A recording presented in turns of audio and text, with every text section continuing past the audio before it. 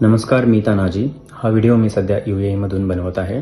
त्याचं कारण असं की मी काही व्हिडिओ असे पाहिले जे जुने UAEमध्ये काही जुने जे फायर क्रॅकआउट झालं त्या पाठीमाग काही वर्षांपूर्वी त्या व्हिडिओजला सध्याचे जे काही बॉर्डर टेन्शन्स सुरू आहेत त्याच्याशी संलग्न करून ते व्हिडिओ सोशल प्लॅटफॉर्मवरती दिसत होते.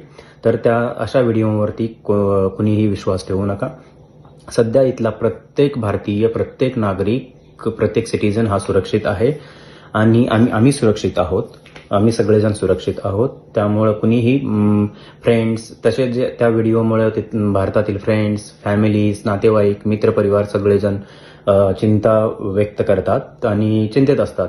मी सकाळपासून बरेचसे फोन, मेसेजेस रिसीव्ह करतोय की काय म्हणजे खरंच असं आहे का वगैरे वगैरे वगैरे आणि बॉर्डर टेन्शन्स बद्दल आणि सुरक्षित इथल्या प्रत्येक भारतीयांच्या आणि नागरिकांच्या सुरक्षिततेबद्दल प्रश्न उपस्थित होतात. पण इथं तसलं काहीही नाही. सगळं व्यवस्थित आहे. सगळं सुरळीत सुरू आहे. आणि मी थोड्या वेळापूर्वी जाऊन जस्ट मॉलमध्ये जाऊन ग्रोसरीज आणल्या आणि सर्व काही सुरळीत आहे. परंतु इथल्या ऑथॉरिटीजनं प्रिकॉशनरी मेजर्स जे काही सांगितलेले आहेत तिथले प्रत्येक नागरिक प्रिकॉशनरी मेजर्स फॉलो करत आहेत. जसे की एअरपोर्ट्स असतील बंद केलेले आहेत. ते it is a part of precautionary measures. गरज नसेल तर बाहेर पडू नका. जास्तीत जास्त शेल्टरमध्ये थांबा किंवा घरी थांबा. हे ज्या प्रिकॉशनरी मेजर्स सांगितले आहेत ते इथले लोक फॉलो करतायत.